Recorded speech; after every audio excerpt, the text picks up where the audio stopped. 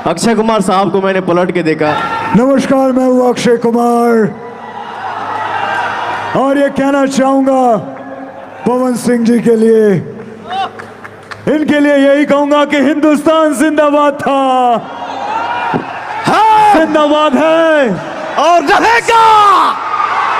और भोजपुरी सिनेमा का, हिंदुस्तान का एक शेर ही है, पवन सिंह।